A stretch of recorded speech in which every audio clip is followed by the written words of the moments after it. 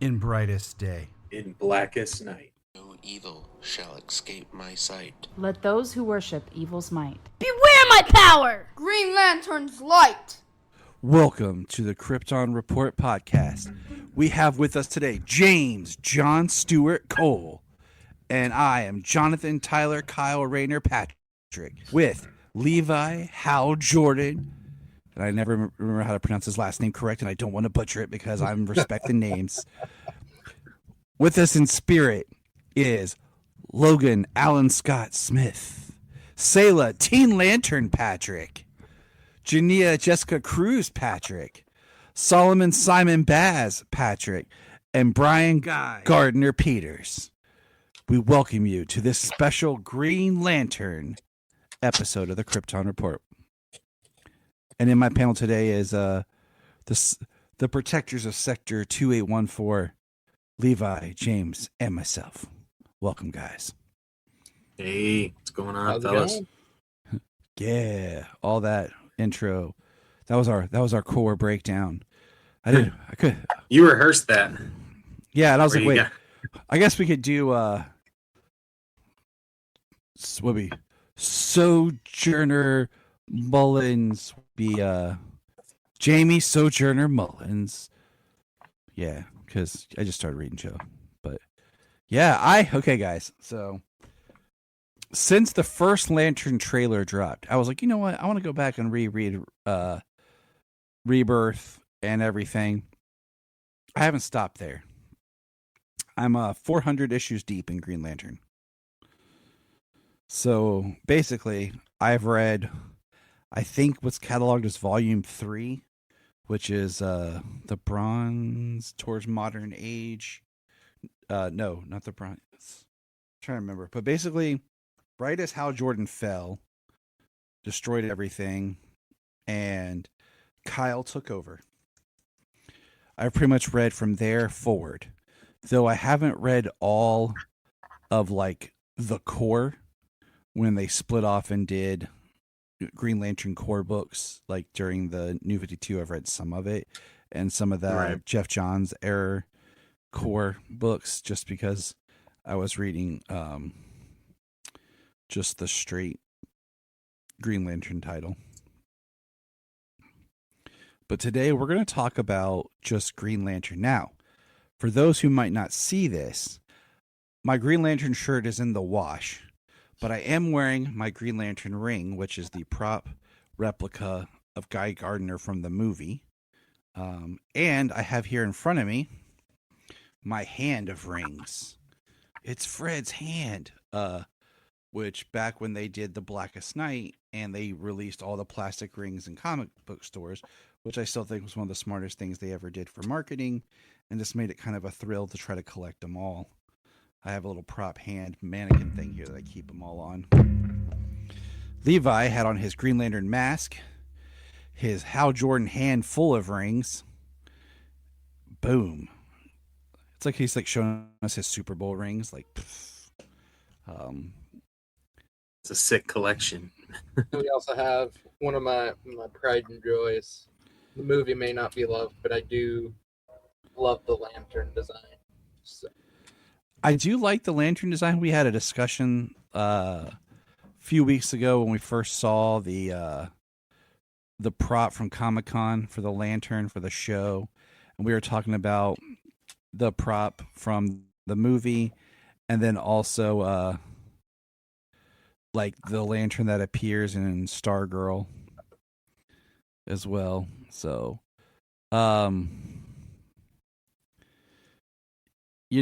Green Lantern we're going to talk about, but what's first I want to say, all right, here's my PowerPoint. First of all, we will not be addressing Alan Scott.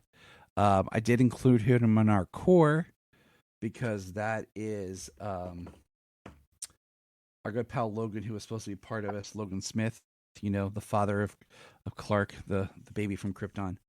That that's his favorite, and he was going to join us but was unable to. But because he's the Golden Age and he's technically more magic based and he doesn't exactly work like the other lanterns and is not part of the core, we are not going to really focus and talk about him. the others kind of come together. So I got this really awesome Green Lantern image right here to start off with. But just to kind of break it down a little bit, Green Lantern was a comic book character. Alan Scott was created by this guy you may have heard of, Bill Finger. Anybody ever heard of him? Yeah, that's what I thought. We all have. Sounds familiar. We all pretty much owe our fandom to Bill Finger. And Martin Nodell, and that was what the Golden Age was. Hal Jordan was later created by John Broome and Gil Kane. And Hal Jordan is part of what him and Barry Allen really birthed the Silver Age. So Hal Jordan was introduced in Showcase number 22, September through October of 1959. So right there. And he was patterned after the Gil Kane's one-time neighbor, Paul Newman. So Hal Jordan has a very long history and is often quoted as being the greatest Green Lantern of all time. So all the Lanterns have a very complicated history, but we're going to talk about as much as we can and just give an overview as we get ready for the show. First, we're going to talk about the Guardians. Guys, let me ask you this question. The Guardians are immortal beings. Usually they're all guys, but then later they were introduced some females through what I'll refer to as Christies, Machinations, and Kyle Rayner. But they are beings that swore off all emotion and chose to harness the emerald light of willpower, being an emotion, but an emotion that isn't natural. It's like an emotion that we have to choose. They felt that was the strongest, and that is why the Green Lanterns are the green, is they are powered by willpower. I know that if I was a lantern, I would not be green because I don't have great willpower. I would be blue. James, what would you be? Yeah, some days I'd be red. And that's not Yes, just 'cause we're matching the red and blue. names. Yeah, but say, and we'll hit on some of those other colors as we go. What about you, Levi? What color do you think you would be if a ring came to you? Ooh, I'm gonna keep it simple and just go green. I can see that, and that's not a downplay. I can see that. So no one from work listens to this podcast. I can say this. We were in a very important meeting for work. It wasn't that important, but it was still an important meeting. And we were on Teams, this other coworker and I, and he asked me the question, because my recent meme, because I've just been really getting beat down at work, has been the scene from Justice League War, where he's like, "Step back, guys, watch the light show. Green Lanterns got this." And he flies off to fight Darkseid, and Darkseid just throws him against a building. He falls, and then two parademons beat him up. That's kind of been my feeling, and I've just kind of been sharing that meme. And I sent that to my friend at work, and then he goes, "Dude, all of our colleagues here at work, what corps do you think they would be?" So we just sat there for the rest of the meeting on Teams and sorted all of The different teams into different Lantern Corps. yes, all of our coworkers into what Lantern Corps they would be. And this is how Tyler finds out his coworkers do secretly listen to his podcast and support. Yeah, I'll get the message tomorrow. What color am I, Tyler? Oh, let me pull out this list. But the Guardians swore off their emotion, and they have a whole story in themselves and stuff at times. And at times, I'm not a huge fan of the Guardians. I think they come off more as phallic-shaped objects than real nice people. You took the words out of my mouth. I was going to say tiny little phallic-shaped objects. Yeah. James, thoughts on phallic-shaped objects that are blue?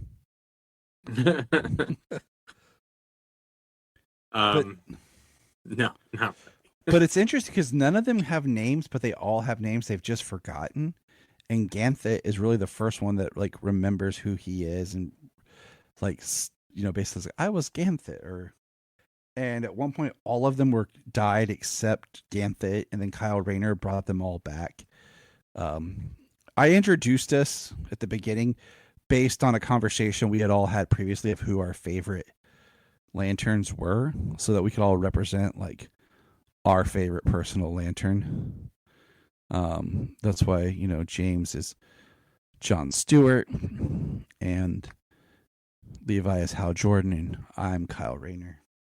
I'm pretty sure we all in that conversation even said we each had a different favorite. So Yeah, that's what made it so easy to do this. I was like, yes.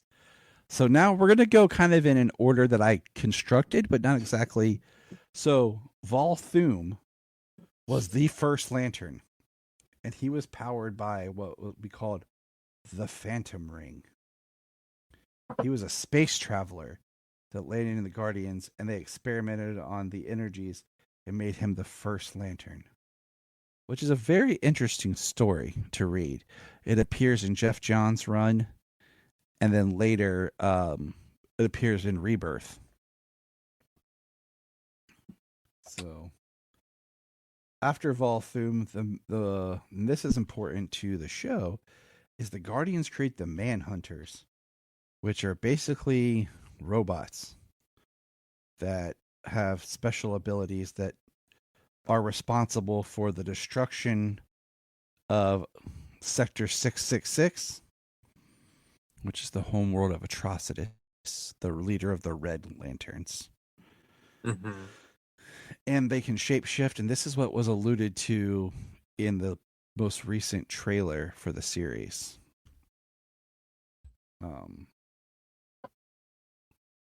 Now, 2814 is Earth. The Green Lantern Corps. Yeah, that's Earth Sector. The first is Hal Jordan. Here we go. Woo woo. Now, like I said, we're going to be jumping around a little bit because later in the comics and what I'm currently reading is you learn that Earth and several other planets are very special because of they breed heroes and bring forth positive. I can't remember the term that was used there. I read it last night, but they bring forth heroes and they bring forth a certain kind of energy in the galaxy. And the Green Lantern Corps was protecting those, Earth being one. That's why there's so many Green Lanterns that have come from Earth. And then the other was Krypton.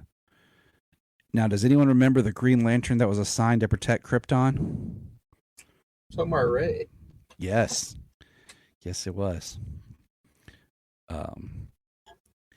And as much as we talk about how Jeff Johns' run on Green Lantern, I really have to give a shout out to Robert Venditti because his Green Lantern, I mean, he picked up right after Jeff Johns and wrote through the New 52 and then did the Hal Jordan and the Green Lantern Corps in Rebirth.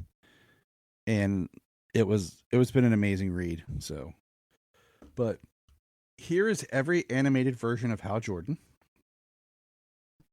He has appeared in live action twice in the Ryan Reynolds film, which is not as bad as people say it is. Actually, he's appeared 3 times in live action.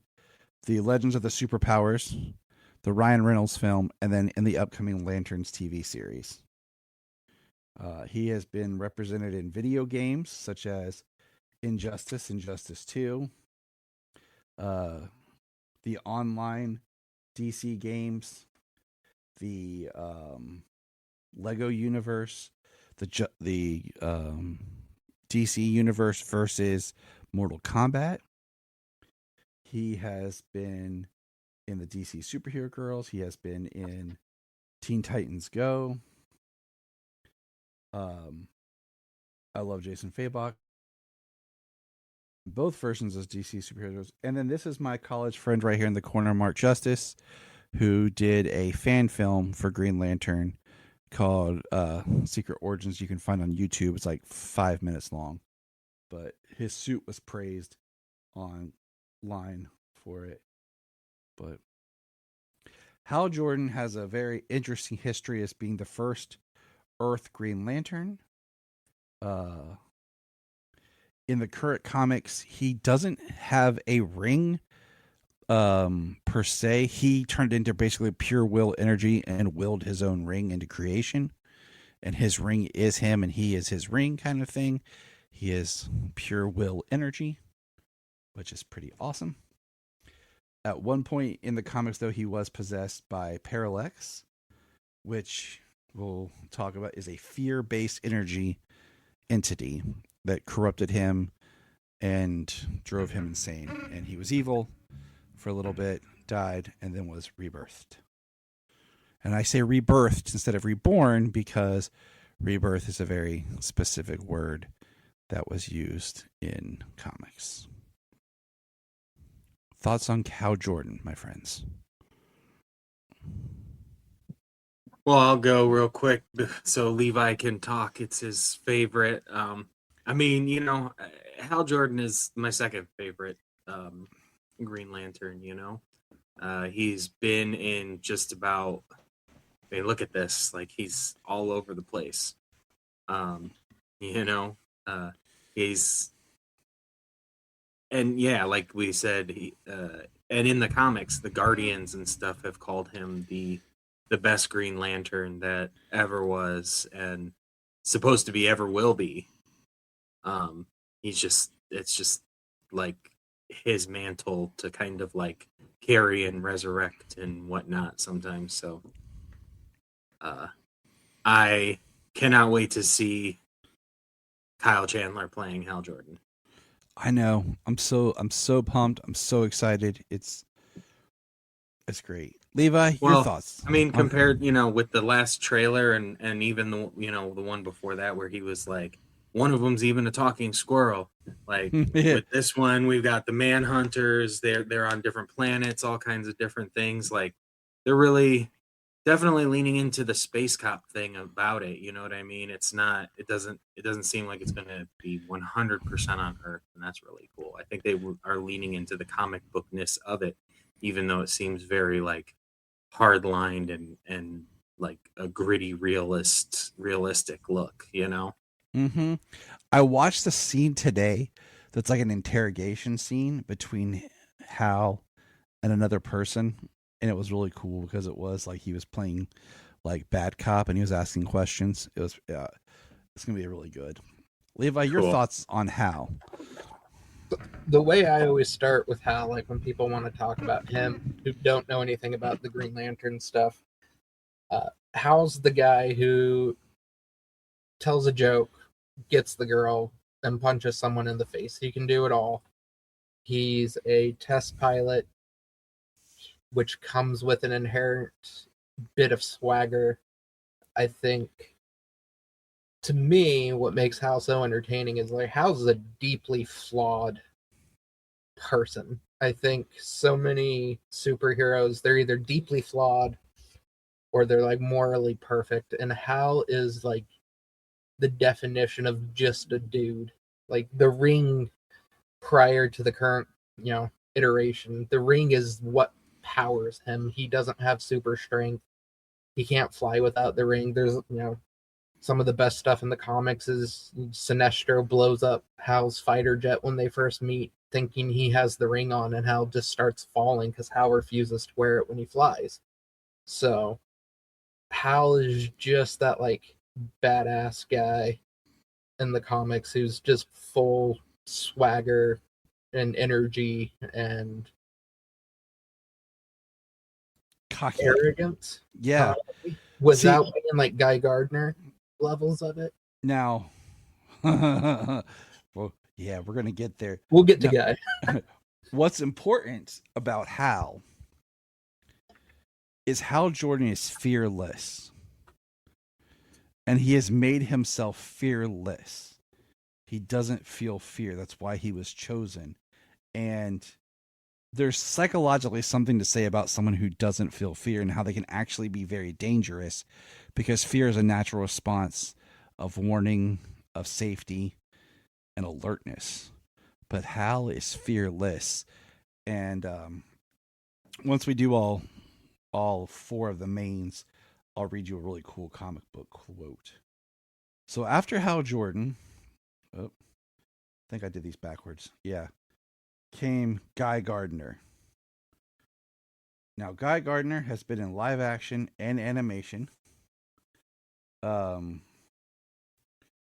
His first live action appearance was in the 1997 unaired Justice League pilot, where he was Guy Gardner, but he was more Hal Jordan, but Guy in the name because Guy was predominantly Green Lantern at the time.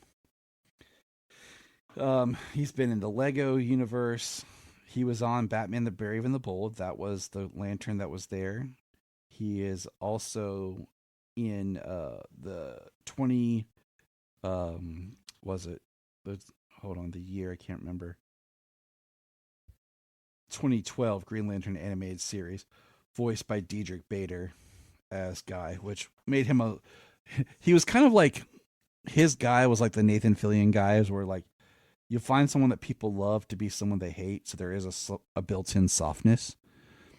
But currently Guy Gardner is played by Nathan Fillion, the lovable Nathan Fillion in the current DC universe. Now, I will say Guy is extremely arrogant.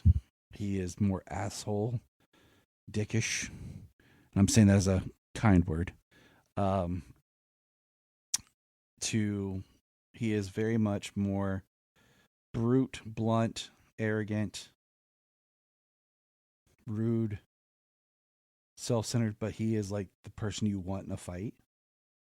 There are so many jokes that are made about Guy Gardner, like through other characters. Like when I was reading Rebirth, and you have Simon and Jessica, and they're talking to the Justice League, and they make comments about Guy. It's hilarious. I'd sent you guys some of those before. The Young Justice, when they're asking for potential Justice League members, and they say, "Oh, there's another Green Lantern from Earth," and both Hal and John yell no.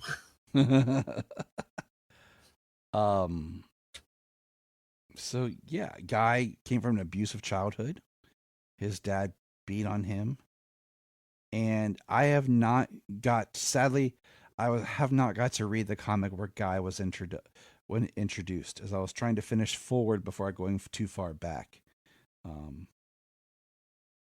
But he's also kind of the butt of jokes when it comes to Green Lanterns, because he is such a jerk, and the haircut. But Guy Gardner. Comments, James, Levi, fellow Lanterns. That haircut should be against your vows. My haircut, what? So Yeah. I love Guy, though. Guy's such a fun character, and he's grown a lot, particularly in the Jeff Johns era, which, just purely out of curiosity with you guys, do you prefer the origin where he was a high school PE teacher or a cop?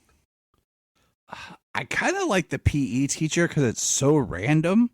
It also completely checks out for his personality, too, though. Yeah, like someone who like has no authority but acts like they're the ultimate authority. I feel like being a cop and then becoming a Green Lantern space cop is like almost a 1-to-1 thing, where you're like, okay, then why isn't every cop a Green Lantern, or every Green Lantern? You know what I'm saying? So I kind of like the high school PE teacher. I mean, yeah, it's fun. I think that as a job, just it makes him a little more normal, in that sense, that anybody with that willpower and that ability to overcome fear could be a Green Lantern, kind of like an artist or an architect. I see what you did there. No, if you're wanting to get into Guy Gardner, even though the show's not about him, I'd highly recommend the animated Green Lantern show. Because Diedrich Bader was really good. Yeah, he's not in it a ton, but Diedrich Bader is so good as Guy Gardner, and they do a lot of really funny stuff with Guy and talking down to Hal, and like Guy playing it up for the media on Earth. It's great stuff. It's a great intro to Guy. I also like how Guy's suit, the lanterns create their suits almost like a construct. I like how it's like a sleeveless jacket. It's so different than what Hal's is. It also makes sense for the PE teacher, giving out the I peaked in high school vibes. Yes, and that's my headcanon for Fillion's guy. We're supposed to learn about his past in Lanterns, how he became a lantern. But right now that's my headcanon, is that he's the PE teacher. That would be hysterical. You said I liked what they did with Guy in the Jeff Johns era, but also I really like what Robert Venditti did with him in his books. So it actually made me like Guy more. So yeah, my first introduction to Guy was just the death of Superman. And he wasn't even a lantern then. What was he called? Warrior? Yeah. So the next one, the one that we all grew up with, basically, is John Stewart. The third Green Lantern from Earth. Who has appeared in video games, live action, and animation. Now, John Stewart, we have pictures here of where he was in Justice League and Justice League Unlimited, which is what we both grew up with, even though, and we'll get to the other one, was different. He's an alternate skin in Injustice 2. He's on the DC Online video games. He has an alternate skin in Injustice as well. Aaron Pierre will be playing John Stewart in Lanterns the series. He is in Young Justice, Beware My Power, which was a Tomorrowverse film, and Teen Titans Go. He was to be played by Wayne T. Carr if he was put in Zack Snyder's Justice League, which was the original plan. There's an image here because, you got to represent. And then technically, John Diggle was a version of John Stewart in Arrow that we never actually got to see put on a ring, but it was alluded to that he was Green Lantern, and yes. Or that he received that ring at the end of the series. John Stewart's also famously known for not wearing a mask. He didn't want to cover his face. He wanted to be known and everyone to see who he was. His origin is they've kind of done a really good thing where they've kind of retconned that he was a military Marine sniper that when he got out of the service became an architect. Because there was originally he was an architect and then he was in the military and they've kind of blended them together. But I like that John is very the military man, the tactician that takes orders, gives orders. It gives him a nice little, spot in distinguishes him from the other lanterns. I think it also gives him a bit of, and I'm thinking of a specific moment of the ability to make the tough choices under pressure. Mm-hmm. I'm thinking of when he blew up Ego, or not Ego, the planet. Mogo? Mogo, yep. And he called on his military sniper background and channeled the Black Lantern energy and blew up a planet. Or no, was that... No, the planet he blew up. He was responsible for the destruction of Sandor. Yeah, it starts with an X. Oh, he blew up Mogo too. War of the Green Lanterns. Yeah. Oh, okay. Yeah, he killed Mogo. Oh, wow. I will say this: Mogo is a living planet who is a Green Lantern. Yes, mm-hmm. He is currently the home base of the Lanterns. Yeah, he's basically Oa now. Yeah, Oa being the planet that the Guardians are from, that they work out of. There is more drama and traumatic melodrama stories in Green Lantern comics than watching daytime soap operas.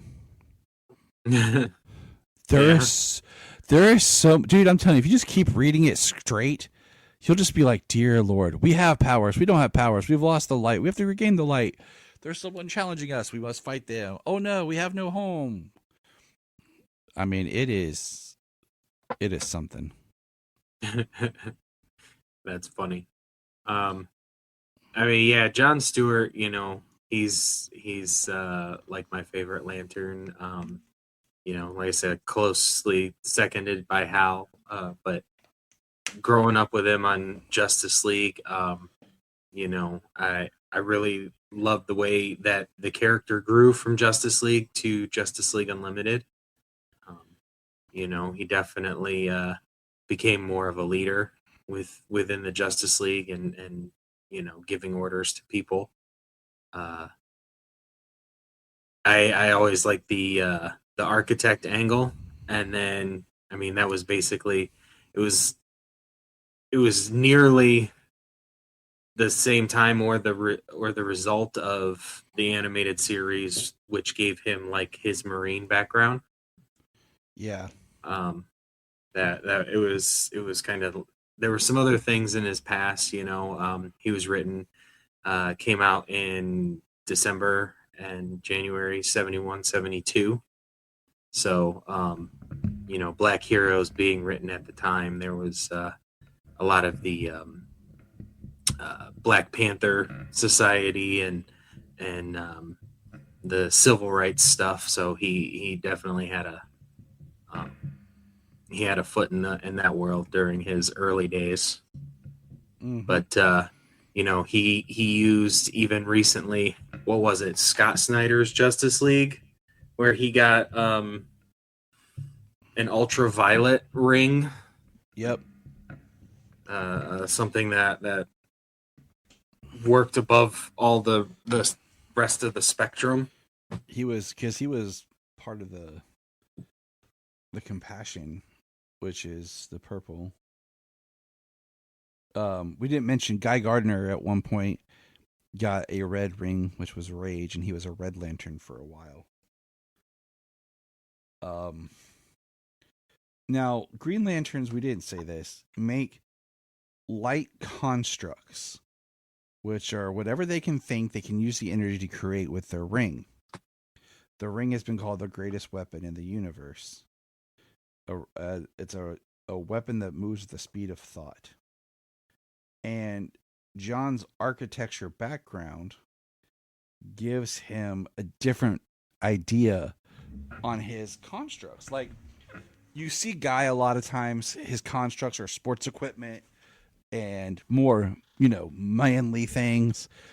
Let's see, one that he did the other day I read was a monster truck. Hal's have been more like aerial, Air Force, planes, things like that. John's are different things because he's a builder. He's an architect.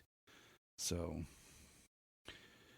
and then that brings us to Kyle Rayner, the fourth Earth Green Lantern, who's only appeared in animation, which is sad, because this is what we grew up with in comics more, because he came at the end in 94, which I just got to meet Daryl Banks and get an autograph from the artist Daryl Banks who created Kyle. He was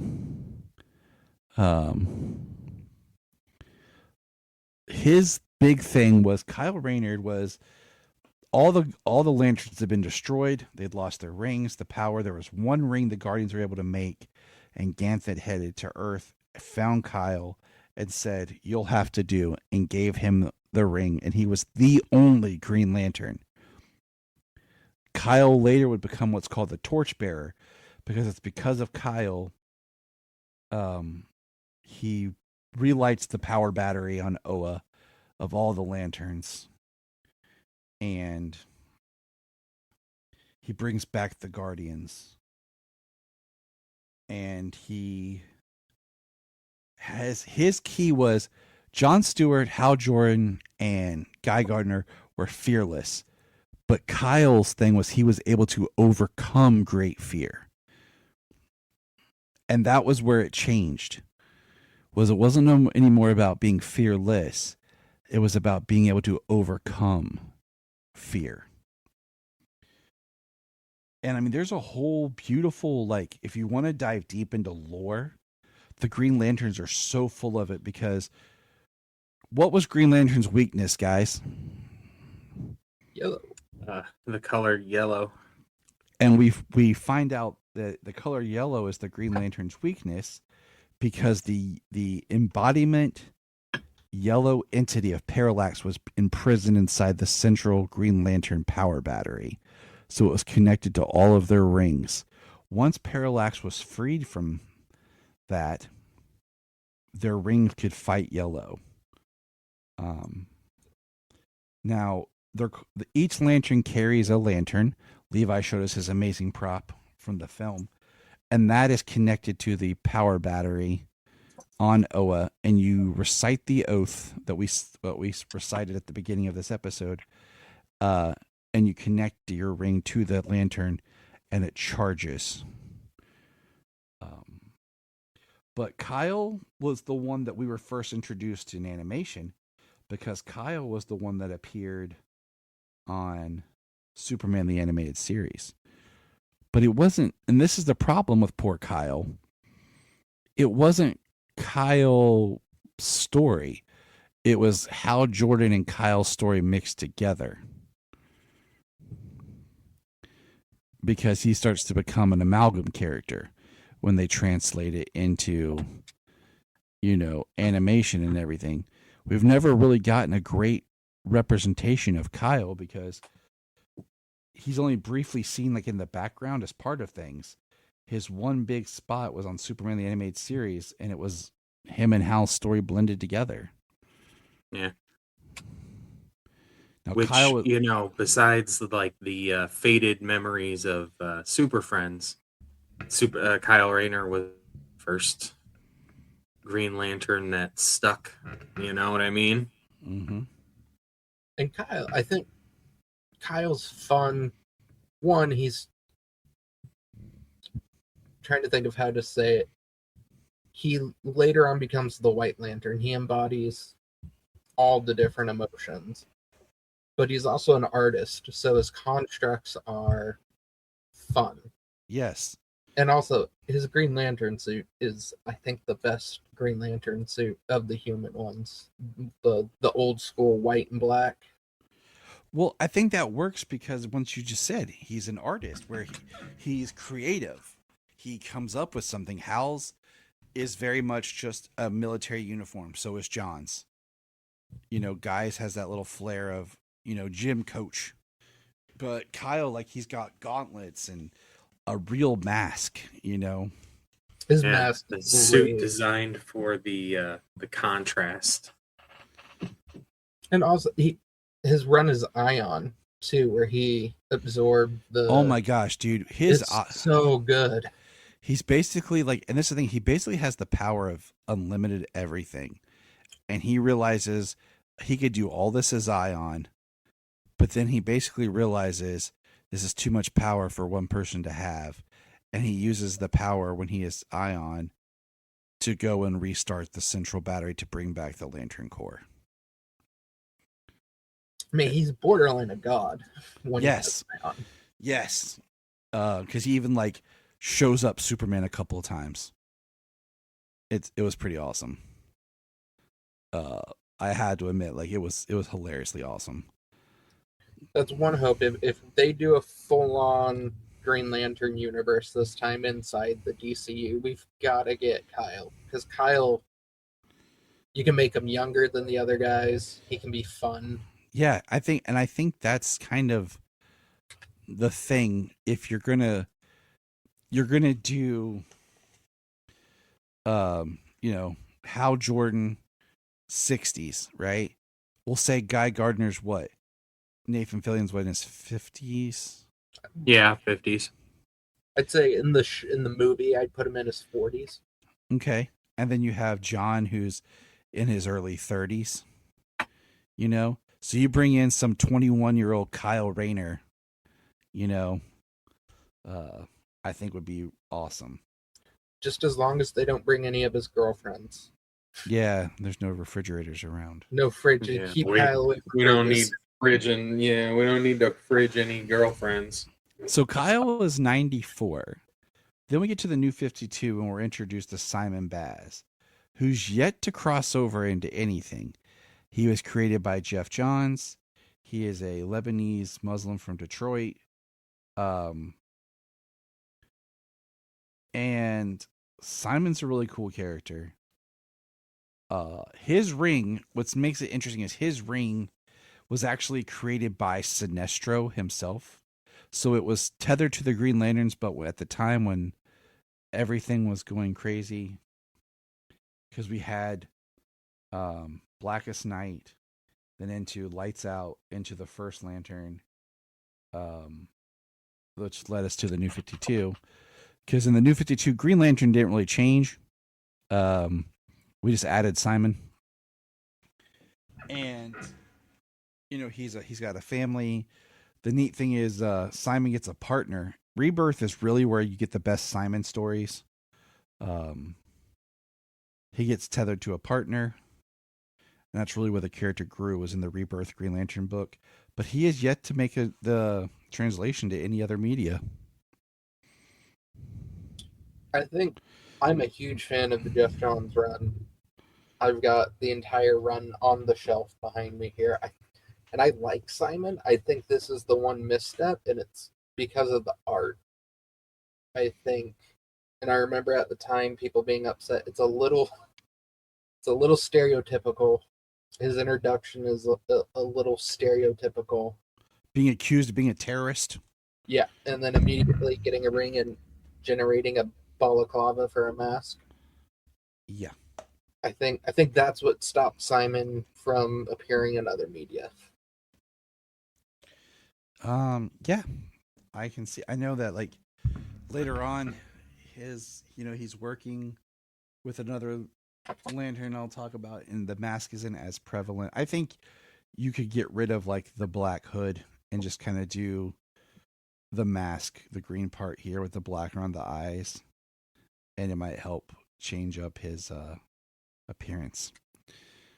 Now, the next Green Lantern, Jessica Cruz. Now, Jessica Cruz has got transferred to a lot because she's the first, if you haven't noticed, female Earth Green Lantern. Now, this is probably my second favorite Lantern. I really like Jessica's story. Like I said, reading those Rebirth books, Jessica was full of fear. And when during the Trinity War comics, this is where it gets a little convoluted, but basically, the guys, why can't I think today? Help me out, James. Power Ring. Power Ring is from Crime Syndicate. Yep. When they come from Earth 3, Power Ring is killed. And Power Ring is like a Green Lantern, but full of fear and uses fear, and the ring controls him. That ring then latched onto Jessica Cruz because she had been witness to her friends being murdered in front of her, and she was unable to do anything. And she had like PTSD. She was locked inside her house. And then eventually she overcame and fought the fear of Power Ring's ring, and it was actually possessed by Volthoom from Volthoom on that Earth. From It's Earth a whole 3. Yeah, I mean it's a whole convoluted story, but basically Volthoom was cast to Earth 3. His ring became the first Power Ring, and she expunged him out of it and rose as a Green Lantern. She was later partnered with Simon Baz, and they were partners together, learning, and actually shared a lantern, and they had to recharge at the same time together. She has been appearing in the Ruby series, both versions of Superhero Girls. She was in Lego. She appeared in the Justice League animated film versus the Fatal Five, which is a great Jessica storyline. She was the Green Lantern that appeared in Super Pets, and now she will be the Green Lantern that appears in My Adventures with Green Lantern, because we saw a young Jessica Cruz in My Adventures with Superman season 3. Yes, sir. And her one thing represent, like, this one doesn't do it, and this one doesn't either, is her mask is really not really a mask, but it's like the lantern symbol over her eye, her right eye, which gives her that little bit of definition. Now, years ago, Jessica Cruz was the one that I kind of championed for to be brought into the Justice League films. That way there would be another woman on the Justice League team instead of being all dudes and just Wonder Woman. I was like, just bring in Jessica, to the movies, and if you have to kind of make her an amalgamized version of different lanterns to make it work or whatever. But she was the one that I wanted to see, and I don't foresee it being long till she makes the jump to live action somewhere. I don't think so. Yeah, I think because she's a female and she's so popular. I mean, look how much she's appeared in animation already since like what, 2013. Yeah, Is that when she came out? That feels about right. It's a little over 10 years. I mean, the New 52 started 11. Yeah, I'd say about 2013, 2014-ish. I'd have to go back and check the actual, when that was. But okay, now the next one is Sojourner Mullins. I just started reading some Green Lantern with her. I haven't finished her book where she really was featured, which was Far Sector. She's a bisexual character. That's part of like her origin, so that's why I bring it up. It's part of her history, and she is what's called like a great investigator. She's specifically chosen by the Guardians to be a Green Lantern, and she goes out to the Far Sector, but where they don't have jurisdiction to do investigation. The book that I was just finished reading was a short run of 12 issues of Green Lantern, where Joe comes and interacts when the Lanterns join the United Planets, and basically none of them know who she is because none of them have met her, because she was chosen by the Guardians and sent out into far space. So, you guys have any experience with Joe? That's about it. Kind of where she comes back and interacts with them. She has a little interaction with Teen Lantern. Nobody kind of knows what she is, and that's right before the Lanterns lose, like the power battery blows up. Yep. And she still has powers because her ring was made different or something. That's about it. Levi? No experience with her. Teen Lantern, Kelly Quintella, if I'm saying that correct. I hope I am. She was created by the great Bendis. We all know my beef with Bendis. The great Bendis. I love how you say that sarcastically. She appeared in Young Justice. She built her gauntlet. She got it from an alien, but then like recalibrated, and it's much like Krona's gauntlet. Krona's gauntlet was a green powered. Basically, it taps into the green energy. It doesn't work exactly like a ring, but it's very similar. But it's a gauntlet with a powered back battery.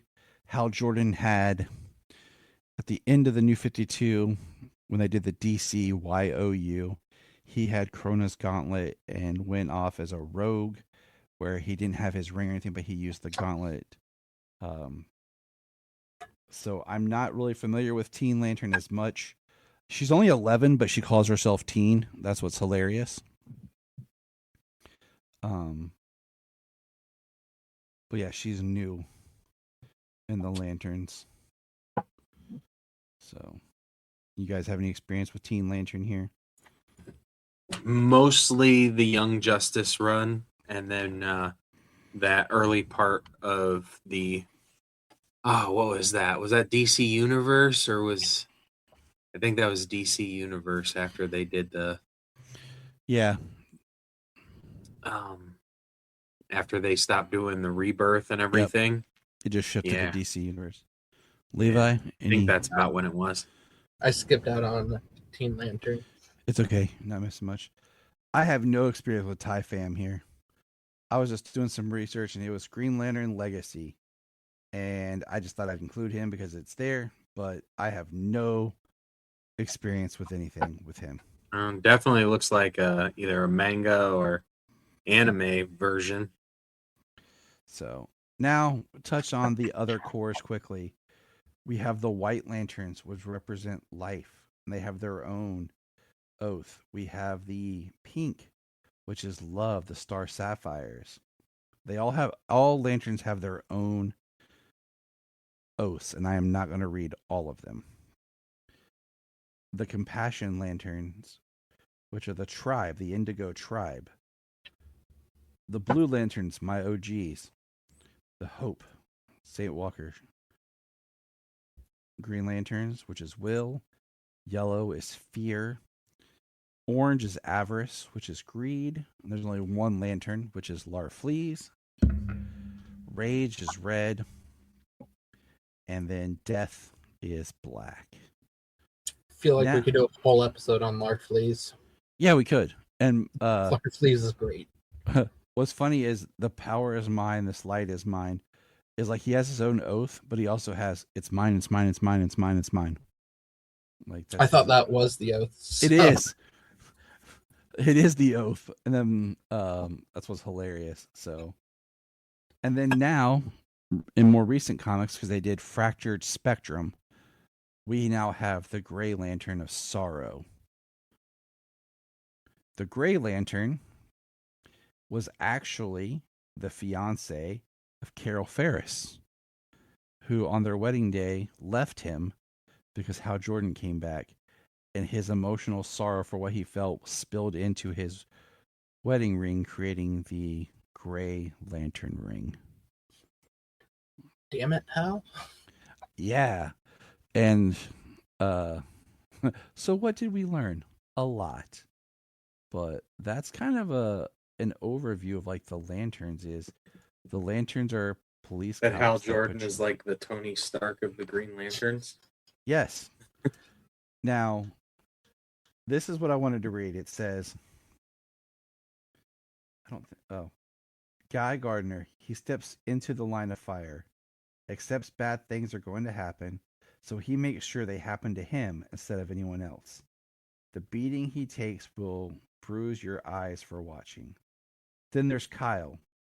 He just wants to do right. Simple as that, to help people. John Stewart is patient, meticulous, makes a plan and waits until the best moment to strike. His will is about restraint. I don't get that guy at all. And then Hal says, I don't lose, so don't tell me about conclusions. And another thing, it may just be me going after Sarko. Oh, that's because he was talking about the issue. But yeah, Hal's like, I'm the guy that doesn't lose. That's a nice way of kind of seeing the different who these lanterns are, you know? Yeah. Lanterns are cool. Lanterns are incredibly powerful.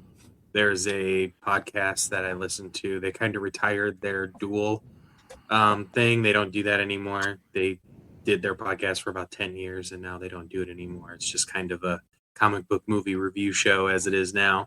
But they did a number of episodes of Green Lanterns versus a bunch of different characters. It was Marvel versus DC. So they did, I think one of them was they did a Sinestro, Yellow Lantern Sinestro versus Magneto. And they've done all kinds of them. They did Chip versus I don't know. It was another animal from Marvel. It was one of their holiday special ones. It was fun. But every time a lantern came up, you know what I mean? You basically knew it was going to come out Lantern in the end because it's the most powerful weapon in the universe. It's definitely a line of comics. If you haven't read a lot of Green Lantern, find the Jeff Johns run. Start with Rebirth and Secret Origins, and then if you just want to read Green Lantern, go for it. There's Green Lantern Corps, so you can get Guy and John. There's New Guardians for Kyle. I mean, and Yeah, there's for a long time they've done multiple Green Lantern books at the same time, like a Green Lantern Corps. So and that's one thing like I wanted to touch on is because we're going into this show is when you go back and you read the Kyle stories, there is no core. It's just Kyle, and a lot of it is just him on Earth doing stuff. And it's not until he starts the core again, and now the books are so much all about the core. It gets a little redundant and a little, much. But it is interesting because, like I was saying, my reading is, I read some like the Modern Core book, been reading it, and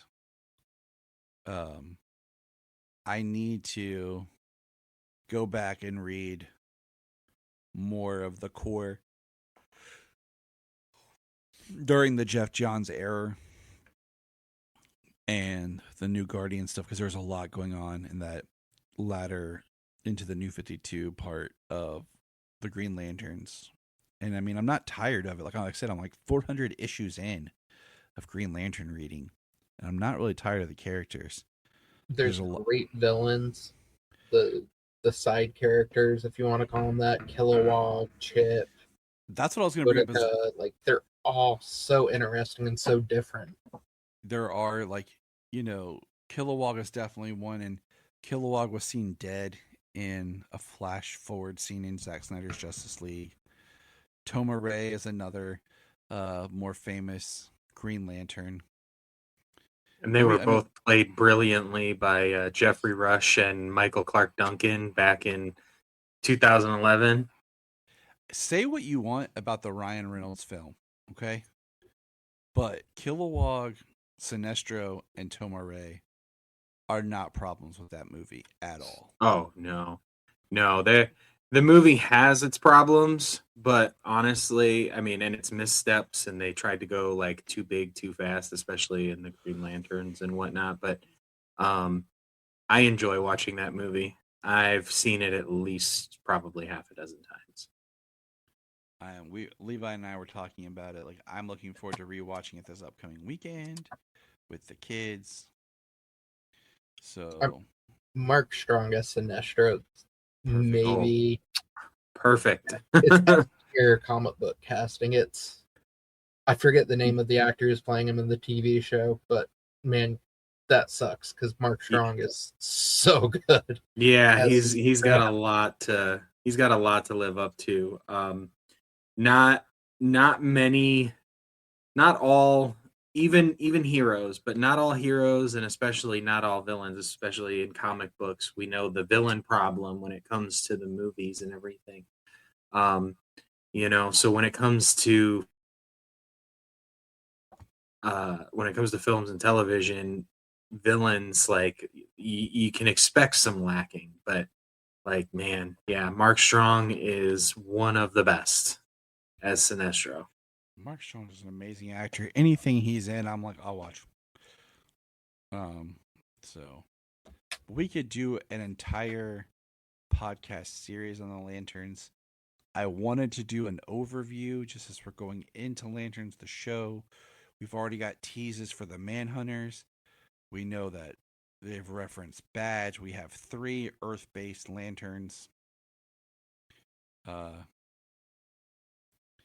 So, we have a lot coming from the series, and we have, what do you call it? We know that one Guardian's at least supposed to be there.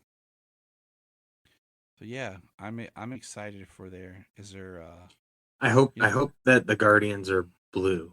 Yes. I hope we get something comic accurate, because I know we saw her in the trailer, and that she was not blue.